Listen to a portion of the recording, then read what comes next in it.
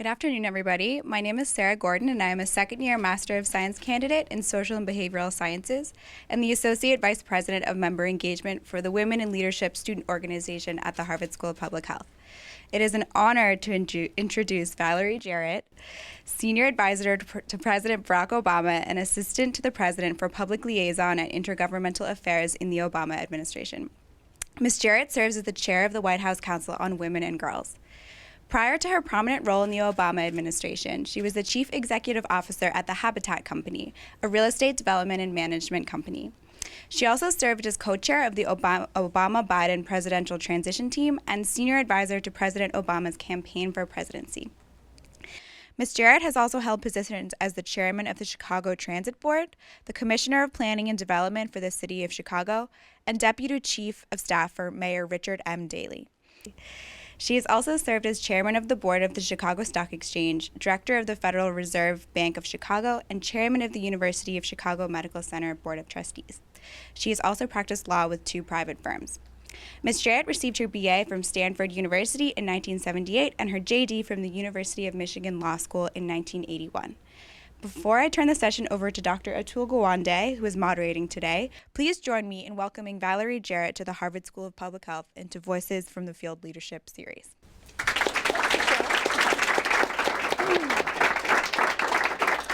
That was a flawless introduction. You could have left off the years I graduated from school. Other than that, it was really good.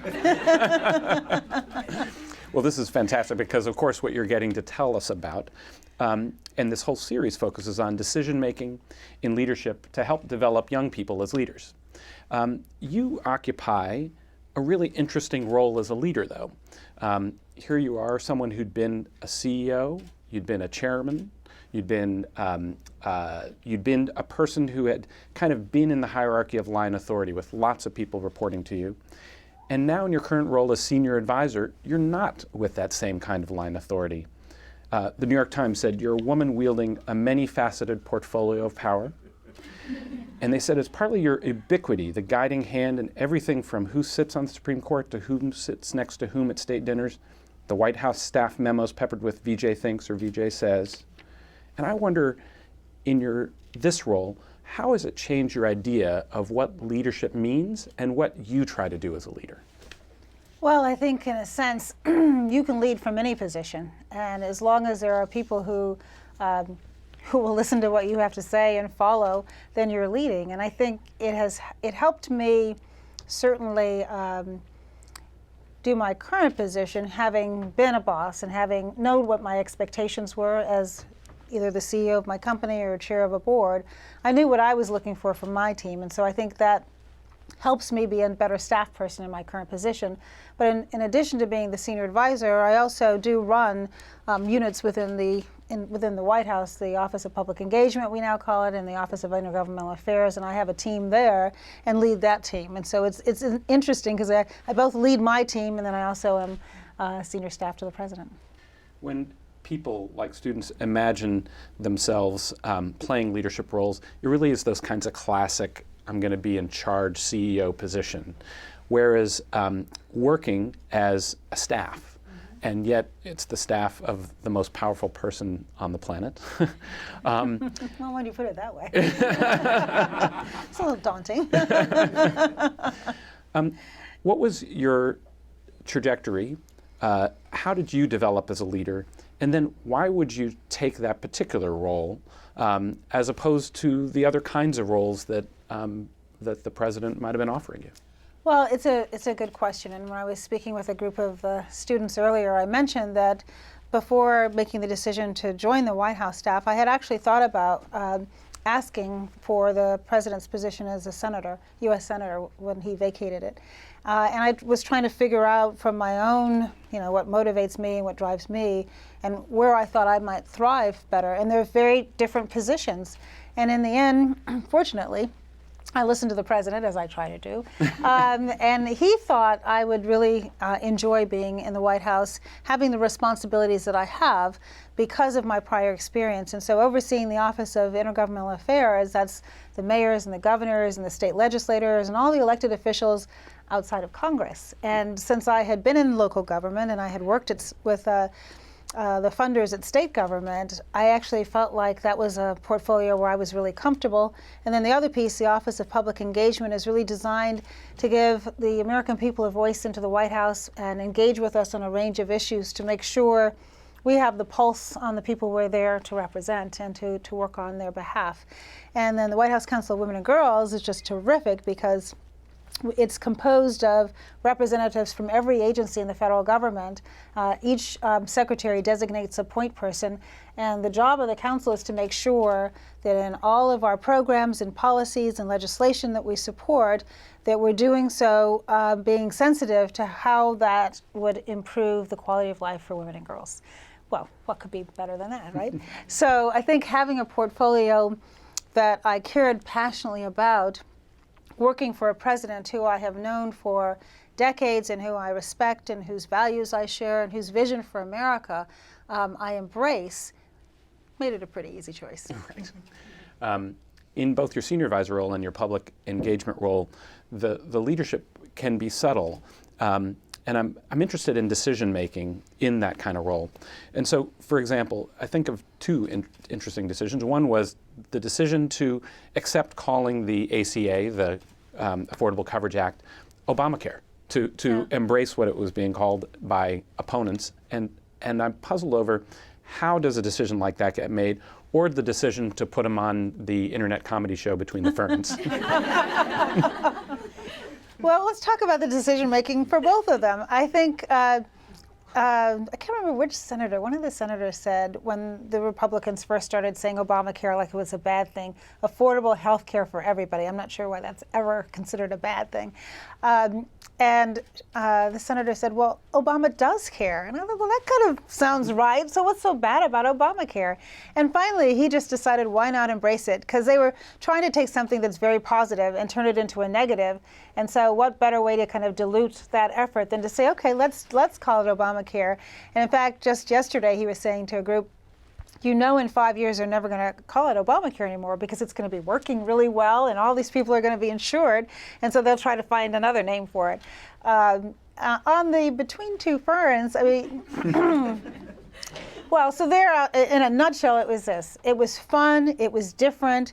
We're in the final days before this first enrollment period lapses. So March 31st, to any of you who don't have health insurance or anyone who's watching on the web, March 31st is a date by which you have to sign up or you're not going to be able to get health insurance for the rest of this year. Enrollment period will be over. And we were trying to drive traffic to our healthcare.gov website. And so we were trying to figure out, well, what's a way? We've been doing all kinds of things. We've had celebrities tweeting on Valentine's Day, and this week is Mom Knows Best. So we have all of these moms of celebrities who are out there talking about the importance of making sure that young people get the coverage that they need, because you all think you're invincible, but you know what? Life sometimes takes a bad turn, and you don't want to be without health insurance if it does. And so, you know, Zach and the guys at Funny or Die said, well, do you think the president would ever consider doing this? And we pitched it to the president. He said, sure. And he knew he was like onto something when he said he went up for dinner maybe a week or so ago. We taped it a couple of weeks ago. So the night he had taped it, he went up to dinner, and they go around the dinner table and everybody talks about his day. And he said, well, you know, I was in this national security meeting, or I was, you know, meeting with the prime minister of such and such country, and his daughter's eyes glazed over. And then he said, you know, and then I taped this Between Two Ferns, and both Lily and Sasha were like, you did? That's really cool, Dad. So he thought, okay, maybe the younger generation actually will pitch this. But I think what you have to do is that you have to, everything's a calculated risk. And let's face it, when you're the President of the United States, all eyes are watching you, and there are those eyes that are just hoping that you will stumble and fall. But you have to have enough confidence in your decision making and a kind of a core passionate belief in what you decide to do. You have to have a tough skin, because everybody's going to, you know, have an opinion about it, and you have to just be willing to take the criticism along with the compliments. And you have to take the long view. And on this one, what we wanted was to drive the traffic. And so between Monday and Tuesday, the traffic on the website went up 40%. Mission accomplished. And a lot of people laughed. And that's always nice, too. Well, I'm really interested in this risk-taking part of decision-making, right? Because this is where the rubber meets the road. And How have you found, because you've been now in the White House from the moment he came in as president, how have you found your personal willingness to take risks? How has that changed as it went on? Has it stayed pretty straight? As you've been, had some things not go well? Does that change your willingness? Well, that's an interesting question. I think that as in any job, the longer you're in it, the more confident you become about what you're doing, the more you understand the landscape, the more you understand the art of what's possible. And oftentimes in a political climate, what's possible changes, but you get more in tune with what those variables are that can affect the art of the possible. And so I think you probably give yourself a little bit more wiggle room. Hopefully when you make a mistake, you learn from it and you try not to make the same mistake again. But that doesn't mean that you should become inhibited and not be willing to take risks, because you have to take risks. Life is about taking risks, and you can't let the fear of failure paralyze you to the point where you're not willing to take those risks. And the worst thing that happens is that something goes wrong, and then you try to learn from it and not do it again and make up for what went wrong. But I believe if you're not prepared to take risks, and not just in your work but in your life, then you're not going to have the trajectory that you want to have. And if the president hadn't been willing to take a big risk, he would have never run for president in the first place. Believe me, there were a lot of people who thought it was not even remotely likely that he could win. And he did. So take risks. Take risks, but be careful. Think them through. And be prepared to fail, because sometimes it doesn't work. I mean, he ran for Congress, and that was a risk, and it didn't work. It didn't work at all. But fortunately, he's not in the U.S. Congress. He's in the White House, and so you've got to be willing to lose, too. You imply in some way that at the beginning you might have been a little more gun-shy than you Sure. got over time, as you felt that you had more experience and could learn from where you took risks and where you didn't. Can you give an example of feeling a case where you felt like you were able to be an effective leader for the president, and a case where you felt like we took a risk and I wish I hadn't, or I wasn't as effective in playing that leadership role, and how I think it might tell us a little bit about playing this unique role. We can almost imagine his job easier than yours. Well, so a part of my job is doing events like this, and I enjoy it. But I have to tell you, I was, you might find this hard to believe, but I was a very shy young adult. I really was. I didn't do any public speaking at all, and I had to kind of force myself to do it. And this is back years ago when I worked for local government in Chicago, and that was just a part of my job. And what you find is that anything you do over and over again, you learn your own coping techniques. And I finally realized that just because I was nervous didn't mean I actually had to look nervous, and that the more you feel, the more you pretend that you're not nervous, the less nervous you actually become. And then over a course of years, you start to actually enjoy it. And so I think early on, I was hesitant about going on television because, again, the stakes are so high. And if you say just the wrong thing, and it could be like one word off, that's going to be all over the blogs the next day. And so I was hesitant to do that early on. I'm much more comfortable doing that now. And I think part of it is just the familiarity with the substance of the material. It gives you the confidence that you can go on out and do it. And you also just get to know yourself, and you get to know, okay, well, if I do make a mistake, it'll be a one-day thing, hopefully, and then it goes away. It fades. But you do have to, it was really a while before I was very comfortable going on television. That's an example of just something there. I had to get my arms around it. I can imagine one of the areas where you were taking risks every day is where you're going to push an issue forward and where you're not going to push an issue forward. And it's the small matters, like whether he'll do Funny or Die, and it's big ones, like I know in the course of just yesterday, you were dealing with the Feinstein CIA controversy, dealing with how do you make the ACA work, a White House summit around at-risk boys, and I'm curious about when you deal with such a diversity of issues, how you calculate whether I'm going to push something forward, since you can't possibly know the depth of everything about all of these issues, or maybe you can. Maybe, I don't know. How do you decide I'm going to take this risk or not? Well, first of all, we do actually know the depth of all the issues that we push forward. That's what we're there to do. So we try to master the substance and spend a lot of lead time. I mean, if you take something like My Brother's Keeper that the president announced last week, where we're convening a group of, right now we have 10 foundations, and hopefully that number will grow exponentially. They've already invested $150 million and committed or seeking to invest another $200 million, which will be leveraged by private sector resources to help boys and young men of color have a better trajectory. And right now, by a lot of evidence, they're falling behind. And whether it's having inadequate early childhood education, whether it's being literate by 3rd grade, whether it's being disproportionately represented in the juvenile justice system, expelled from school, suspended from school, all of which are indicators of having tough life ahead, and oftentimes the feeder into the criminal justice system. If we can break those cycles by intervening at these key points in these boys and young men's lives, we can give them the opportunity that everybody has who's willing to work hard and play by the rules. And that's an initiative that was really a year in the making as we were working with the foundations and talking to not-for-profits who run these amazing programs around the country that are literally saving boys' lives. And by the time we got to the point where we launched it, we really had done a lot of our due diligence. And so yesterday we announced we're having a White House summit on working families. And we're doing it for all of you young people so that the 21st century workplace is more conducive to working families than, say, it was when you came along, and certainly when I first finished law school. And dealing with everything from workplace flexibility to closing the pay gap. Women still only earn 77 cents on the dollar. Women of color even less than that. What are we going to do to make sure that if you leave the workforce for a period of time, you have an opportunity to get back in? The long-term unemployed are the hardest to find jobs, and we're working with the business community to see what we can do to help people get the skills that they need to be prepared for that workforce and then re-enter it. And all of the just life balance, work balances that women traditionally, but more and more men as they are taking on greater responsibility outside of the office are encountering.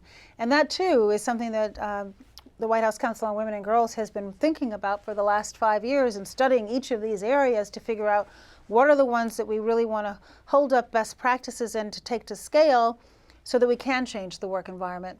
So with anything that you see us announce, you can just imagine that there are thousands of hours of work that go into it, and then we think strategically about how to roll it out in a way that it can be understood and embraced and supported by the American people. A lot of hard policy work goes on long before you see it. Long before it gets there. Well, long before it gets there, but then we also try to engage along the way so that we make sure that we're doing it in a way that reflects the priorities of the American people. So by the time you're pushing it forward, you've not only got your homework, you've made some decisions yourself about the risks to be taken and not by pushing it up. And the ultimate decision maker obviously is the president, and what he says to himself is, is it consistent with his values? Is it consistent with his vision for America where, everybody gets that fair shot? Are we taking on initiatives that are going to keep America safe or grow our economy? Those are our two priorities, and so everything gets measured by those metrics. One of the hardest things about being a leader who is not the one in charge is figuring out how you deal with when you disagree with the one in charge. Yes. And how do you deal with that? I try not to do it disagreeably. Well, this is, part of the president's management style is to try to get the best ideas from his team. And he welcomes disagreement, and maybe it comes from being a law professor where you hear all of these different positions, and then ultimately he's very comfortable making a decision, but he makes the room safe, if that makes sense to you. And I think it's an excellent management style because you never know who has that kernel of idea that's going to turn into something really special. And so it's a meritocracy, so you could be the junior most person in the room, and he will look around the room and he can just see on your face, you have something to say. And sometimes you don't, and then he calls on you, but usually you do, because he's a pretty good read of the room. And if you disagree with him, you get such positive reinforcement because he turns his chair and he leans in and he looks at you and he says, tell me more. And then he'll take an opposite position, even if he might think that you're right, just to see how you can push him to make the best possible decision. And I think that that's the point, is that if you're a leader, the worst thing that could happen to you is that the people on your team are uncomfortable telling you what they really think. And my theory is, if I'm not going to tell him what I think, then I might as well not be there, because if he just wanted somebody who was going to parrot back what he thinks. And so he welcomes that, and so it's easy to push with him. The management style is also, I think, important, because when he ultimately makes a decision, everybody gets on board. And I trust that he is going to have heard me as well as heard all of the other opinions, and because he's the one who got elected, he gets to make the decision. And that style generates confidence in the decision-making process, and therefore it's much easier to go out and embrace his decision, even if you weren't 100% on board, if you felt like you were heard. You had leadership position in healthcare where you were the chairwoman of the University of Chicago Medical Center. Yes.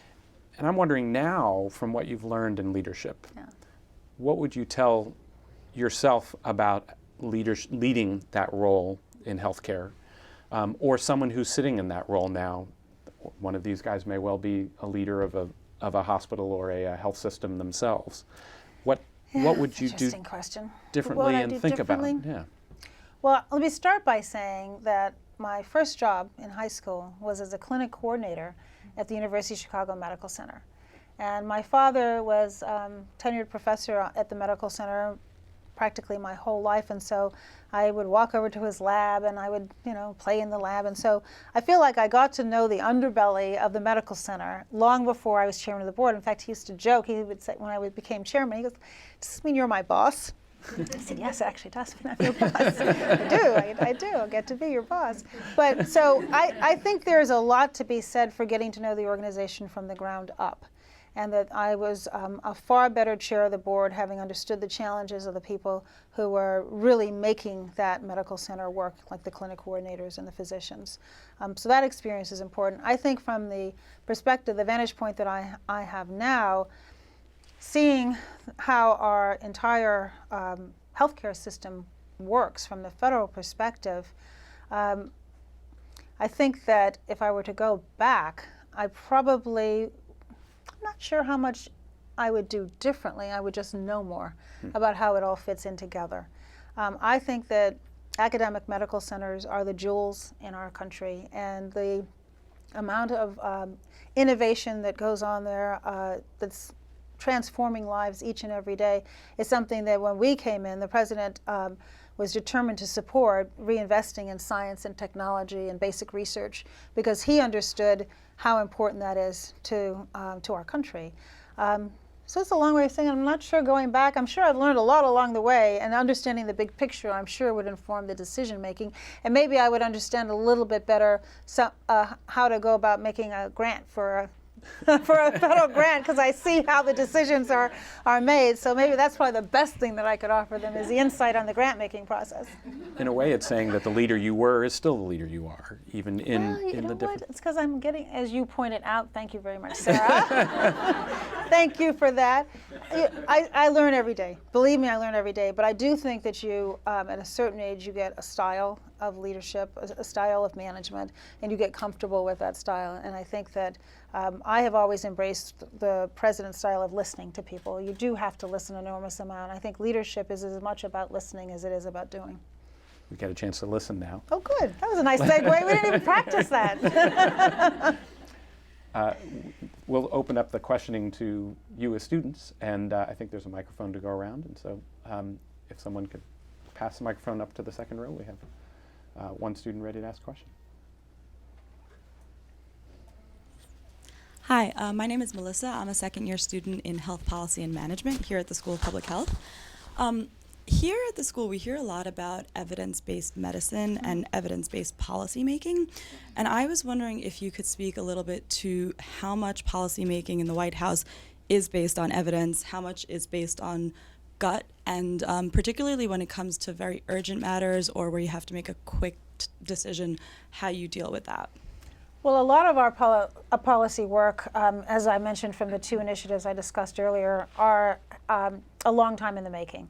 And then we spend an enormous amount of time looking at the evidence and looking at the evidence on all sides of an issue. Then ultimately, you've got to go with what your gut tells you is the right thing to do. And sometimes that involves taking risks and where the evidence is unclear, going with what you think is in your heart is the right thing to do. But we try to make sure, because the policy that we make in the White House has vast implications and touches millions of lives. You want to get it right. And so a lot of time and effort goes into that. There are times where you have to make quick decisions. They may not even be policy decisions, but you have to make very quick decisions. And then you hope that the body of information that you have had up to that point serves you well. And you weigh the factors. We spend a lot of time looking at the pros and cons of every decision that we make and trying to factor in, who's going to benefit from this and who's not going to benefit from this. And oftentimes our policies are driven by making sure that we're opening up opportunity as opposed to closing opportunity. There's some just general guidelines that drive the president's values, making sure that the voices that are often not represented at the table we represent and try to do policies that are going to improve the quality of their lives. Those who are at the upper end oftentimes might be the economic engine, and so we want to make sure that what we're doing is growing the economy, but not simply making the wealthy wealthier. And the president often says, in fact, the last campaign was about whether you really want to focus on those who, the 99% who are out there struggling and trying to make ends meet, or whether you believe in a top-down philosophy. So I think any leader has to figure out what are your basic tenets, what are your basic values, and then measure everything that you do against those values. And that should be your gut check. That should be your gut check. Is it consistent with your values? Hi, my name is Daniel. I'm a Master's of Public Health student in Social and Behavioral Sciences. Actually, my question dovetails nicely with that last one, but it's more from the outsider's perspective. What are the characteristics of effective health advocates, specifically with respect to marrying policy and politics, that gets their issue onto the table and into the discussion with the president? Well, I think one of the most effective techniques is having substance behind you and knowing the evidence, knowing the law, and understanding how what you're proposing is going to improve the quality of life. And so let's take something like the Affordable Care Act, a small piece of policy that we got done. There were lots of ways that we could have done that. There were advocates who, and this is a good example of where policy meets politics. We had advocates who strongly believed in the public option. They thought anything short of a single-payer system was a mistake. There's no way that was ever going to pass Congress. And so pretty early on, that became clear, and the president started focusing on, well, what's the art of the possible? What can we get done? And at the early points in the process, really actually up till the time the legislation passed, we were hoping for Republican support because we thought it would be important if it could be bipartisan. And we made a lot of changes to it to try to generate that Republican support, which in the end did not materialize. But the issue of the public option was one where one might agree as a matter of policy that that makes really good sense and that you might deliver, as many other countries do, a good healthcare system that way. But if it's not possible, then what you don't want to do is let the perfect be the enemy of the good. And over again, I have seen examples of where, in history, where politicians have held out for that perfect and missed 70% or 80%. And with all of our major social policies, they evolve over time, they get amended. I mean, the only reason why we can't make some changes to it now is because the Republicans keep insisting on trying to repeal it. I think they're up to now 50 repeals of it, attempted repeals of it. And so you always try to make it better in time, but you have to get started somewhere. And you have to be willing to take 70%, as long as it doesn't violate any of your core values. And so for the president, pre-existing conditions was a line in the sand. He was not going to support legislation unless we were sure that everyone with a pre-existing condition could have health insurance. And we've just in the course of his life heard story after story after story of parents with a sick child who has asthma and they can't get the insurance. And it's just a nightmare. And so that was a very important policy. And if we couldn't have gotten that, then he probably wouldn't have gone forward. The public option he was willing to go forward without. And so you have to really combine what you think you can actually get done versus the art of the possible with major opposition, which isn't going to allow it to go forward. And then the other point I would make on this is that you have to decide what you're willing to fight for and when. And so the president knew when he was elected, he came in with maximum political capital. And his view is if you have that capital, you can take a risk and you can try to do something you really believe in, even if it's going to be really hard and you may lose some of that capital. It's worth it. And for him, it was worth it. And I think the history will reflect as the quality of health care in our country greatly improves as a result of the Affordable Care Act, that he was right, that was the right calculus. Another question over here.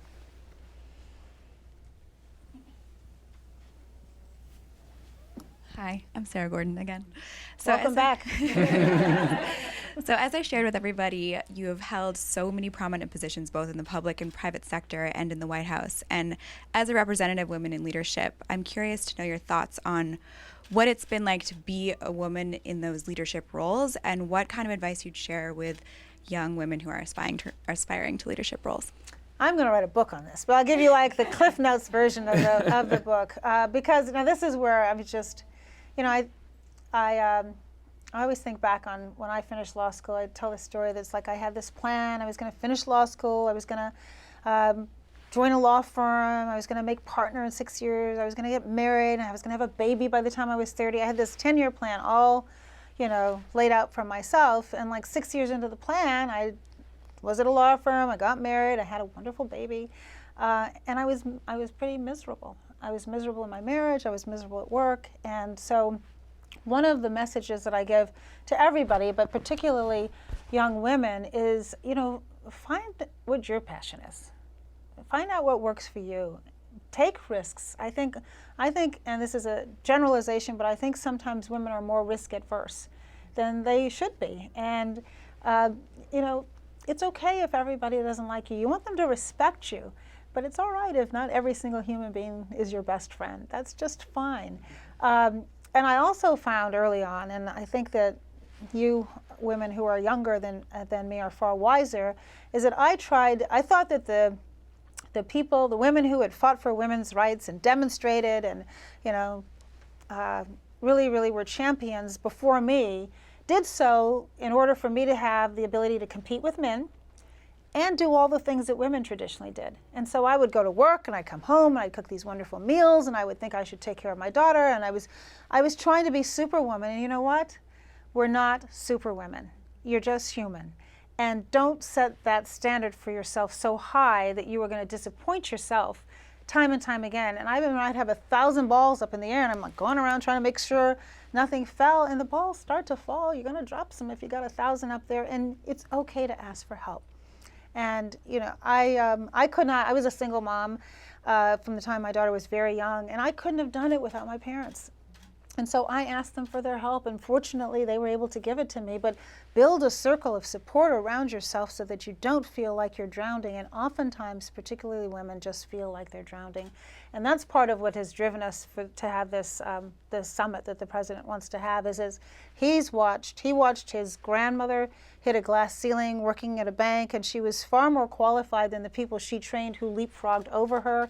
He saw what it was like when the First Lady was trying to balance having 2 young children and having a big job at the medical center. And he's got these 2 young girls, and he wants them to be able to compete on an even playing field. And so he's really motivated by that. But you also have to just accept the fact that it's going to be really hard, and you're going to make mistakes, you're going to fail, laugh at yourself, get yourself back up. I often tell stories about, this is one story about my local hometown newspaper that wrote an unflattering story about a group of women who had worked in the administration, all of us, and it was in the Sunday paper, and this particular newspaper does tabloid type Sunday paper with big pictures, and they had pictures of all of us, and it was just really, each story was worse than the one before. My best friend picked up the paper, called me, and I thought she was calling to commiserate. She said, "I saw the paper, great picture." So my point is, if your best friend doesn't actually read the article, don't take yourself so seriously that it paralyzes you. And get help. And also the other thing, I could go on this for a long time, got lots of advice for women. Things that I didn't do is that you're gonna, my theory is you can have it all, not at the same time. And that life is not a sprint, there's an arc to your career. And that if you make certain decisions early in your career, don't consider those sacrifices, embrace them and say, okay, maybe I'm going to stay home for a couple of years and be with my child and have that amazing experience. Don't be resentful of your friends who are working these high-powered jobs and making a lot of money or doing what their passion is. You're with your child. Or if you decide, my job's going to require me to travel all over the world, and so I'm not going to have children. Well, that's not a sacrifice. You got a really cool job traveling all over the world. And so I think that in the attempt to have it all, we end up thinking we're making sacrifices. It's your life. So, embrace it. Embrace all of it and know that you may not have it all on day one. The first job you take is not the last job you're going to have. And over the arc of your career, things balance out. Is that helpful? Yeah. Good. Read my book. Got my first seller. Buyer. Hi, hello. My name is Germán Orrego. This year it has been my pleasure to serve as my classmate as a president of the student government in the centennial of the school. Pretty big deal. Yeah, and in the centennial of the school, Yeah. and this has been great. And thank you very much for sharing with us all your experience and leadership. And I would like to go back 2008 when President Obama was elected. Yes. I remember I was living in Pittsburgh, and we were hearing all the campaign promise. And when he was elected, President Bush started to pass the same information that he received every day for the nation and from the rest of the world. And how was the impact of this information in President Obama and in yourself? That's a really smart question. Well, there's nothing like getting those national security briefings to give you the appreciation of the magnitude of the responsibility. Some pretty serious stuff in there. And so one thing I will say that's very interesting about our country, and you know it, but when you live it, you appreciate it in a very different way, and that is the orderliness of our government and the transitions. And my goodness, I mean, we obviously were very critical of the prior administration for a host of reasons. But President Bush and his team could not have been more helpful during the transition and could not have wished us more well because they cared about the country. And so these folks who you have been kind of doing battle with in the course of a campaign who embrace you. And I remember the first time that I was invited to the White House during the transition by my counterpart, the person who had my position under President Bush, or close enough to it. And I remember, walking up the path of the White House, and it was right at the holiday season, and the Christmas tree was out front. And just as I walked past where the press is in what we call Pebble Beach, one of the cameramen yelled out, and he said, "Welcome to the White House." I burst into tears. I just burst into tears. I couldn't believe I was walking into the White House where I was going to work. And President Bush's senior advisor brought me in. He showed me everything that he was doing. He told me all about what his experience had been like. He could not have been more helpful. And everyone in the White House feels that way about the people who helped us in the transition. And I think that's government at its best, where you can have a debate, you can argue, you can say dreadful things about one another, but when it's time for that transition, because the stakes are so high and because what's in that briefing is so scary, you've got to do the appropriate transition. So it was daunting and challenging, but we had an enormous amount of help, and for that I'm very appreciative of President Bush and his team. Next question. Hi, my name is Kirsten. I'm a PhD student in health policy. And related to the last question, I mean, you just gave a really powerful example of government working. And given your background in local politics and that really being your experience before coming into the national scene, it would be interesting to know your perspective on how Washington can work better and more along the spirit of collaboration and teamwork to make important and necessary decisions to move our country forward. Well, I will tell you, I thought local government in Chicago was pretty rough and tumble, and certainly in Springfield, Illinois, too. But I always felt that people were trying to do what was right for their constituents. And we might have disagreed about the method, but usually the disagreements were less substantive at the ground level. The policies are, grow the economy, make the schools better, make sure the parks are clean, pick up the garbage, cut the trees. Everybody kind of wanted the same thing. You might compete over resources as to where they're going to go, but everybody wanted, have a home, live in a safe neighborhood, have a place to shop, make sure that your kids have a good school, basic things, that's what you wanted. I think what was disappointing about Washington, and I mentioned to the group earlier that I still remember election night. It was a beautiful, warm night in Chicago, and the president gave a great speech, and I was kind of in a zone when he was speaking. But I listened really closely to Senator McCain's speech. It was a beautiful speech. It was patriotic. It was talked about bringing us all together. And it lasted, that spirit didn't last like more than that night. And so to have been for the last 5 years trying to find that compromise ground and trying to tackle issues like infrastructure has always been a bipartisan issue before. We should be able to agree on infrastructure. It's going to make us globally competitive. It's going to create jobs. And I can go down the line on issues that have traditionally been able to get bipartisan support and for which we have not been able to get it. And it's very hard when Congress, the House, for example, is on a 2-year cycle.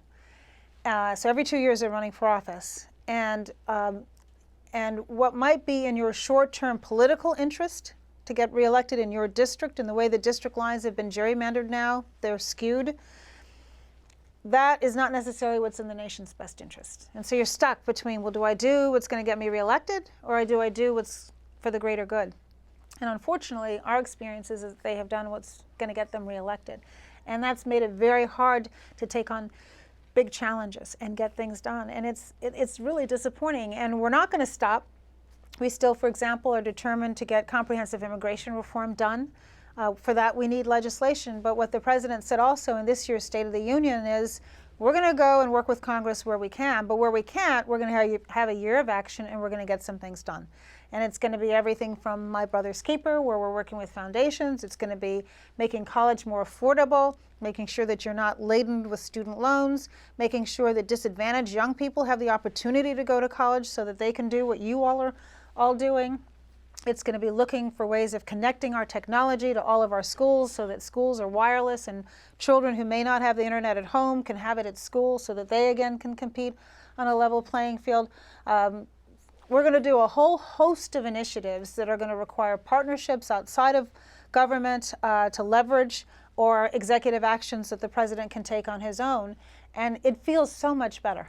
I cannot tell you how much more exciting this year is, knowing that we're going to just get a lot of stuff done and do it in a way where it really is reflecting, again, the values of the president and the values of the vast majority of the American people.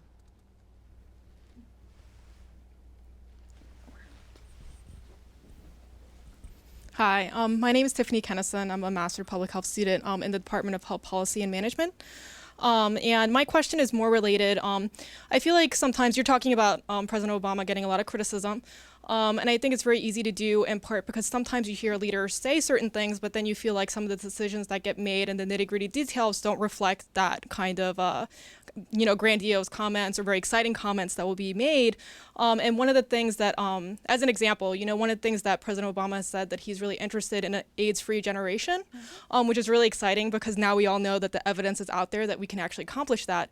Yep. But I know in the budget there are some concerns about PEPFAR being funded, at higher levels because in order for us, knowing the science, we need a boost in funding now so that things don't spiral out of control. Mm-hmm. So how are these decisions kind of made when it's such a small portion of the budget that to us on the ground, it feels like a very not as important decision as, let's say, the ACA, which is, kind of garnering so much heat? Mm-hmm.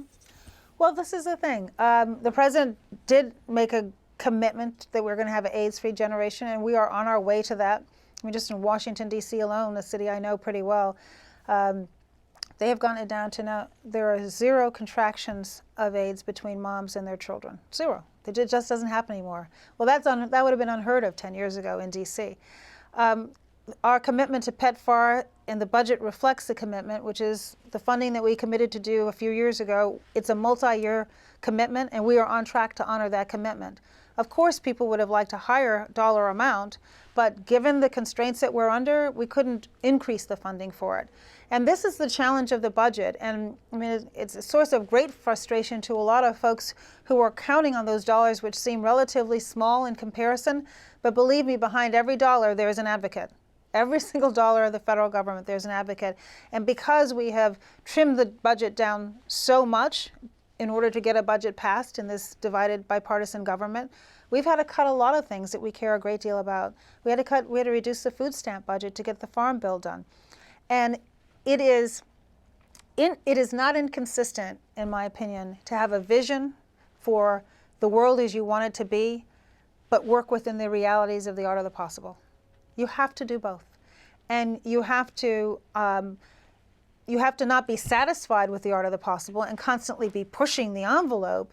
But it's back to the point I made earlier about the public option. You can't just say, well, you know, I'm not going to do it if I have to settle for a half a loaf. But on that specific issue, we are absolutely honoring the commitment that the president made a few years ago for PEPFAR. It's a very important issue. This is another area where President Bush deserves an enormous amount of credit, but we're going to follow through on what he started. Miranda Daniloff-Mancusi. I'm here on staff at the Harvard School of Public Health. I'm wondering if you could comment a little bit on the First Lady and her leadership style. It's such an unusual role, and she's made some unusual choices. And I'd love also to know, how did she decide to go on Jimmy Fallon and do mom dancing? It's that same spirit that led the president to Between Two Ferns. It was, I mean, the First Lady, first of all, she has the luxury of picking her issues.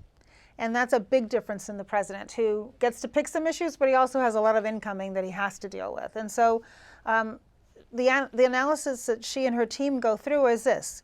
Is it something that she cares passionately about, where she has had some firsthand experience? Is it something where she actually believes that she can move the needle? And is it something that she's going to want to continue to work on throughout her life? Because when her husband's term is up, she doesn't want to just abruptly stop doing what she's doing. And so if you look at some of her initiatives, Let's Move. Let's Move came to her when her daughters were young, and she was feeding them all kinds of stuff and didn't appreciate the nutritional value that was in what she was giving them. And her pediatrician said, let me tell you what's in this food. And then she changed what they were eating, and she thought, well, maybe moms don't know what's in their food, and let's at least give them the information so they can make an informed decision. She's always loved athletics. Her brother was a great athlete, and she was an athlete, and so she said exercise has to be a part of it. It can't just be diet. So that was from her own experience. And then she said, and let's just make it fun, and let's get people interested in the name Let's Move. It's not lecturing. It's not, you know, it's a great name. Her commitment to military families came when she and Dr. Biden, in the course of the presidential campaign, traveled around the country, and they met these military spouses. And the stories that they told and the struggles that they had made her say, we have to, as we honor our military when they come home and find them jobs, we have to make sure that their families are taken care of too. That's something she just cares so deeply about, and has made a big difference. There are hundreds and thousands of veterans and their spouses working today because the First Lady just said, shouldn't you think about hiring a veteran? That's all she had to do, is just say, don't we at least owe them a job after they've made this sacrifice for our country? The work she's doing right now around education, passionately believes in it. You know, she grew up in public school education. She talks about how she would have never considered going to Princeton, applying to Princeton, if her brother hadn't been there on a basketball scholarship. And so helping disadvantaged children open their eyes to the possibilities that they're plenty talented enough to pursue, but just need somebody to encourage them to do them. So everything that she's done meets that criteria, and I think that all of them are areas of interest that will continue long after she's no longer the First Lady, because I think something tells me she's going to be popular for life. She's a great inspiration. She has a mentorship program that we do with young girls in the White House, and she manages, she is the First Lady, but she manages to like hug and embrace everybody, where in an instant she puts them at ease, because she understands how intimidating the White House and her position could be. And I think that makes her a role model for all, not just girls, but I think boys too. Next question.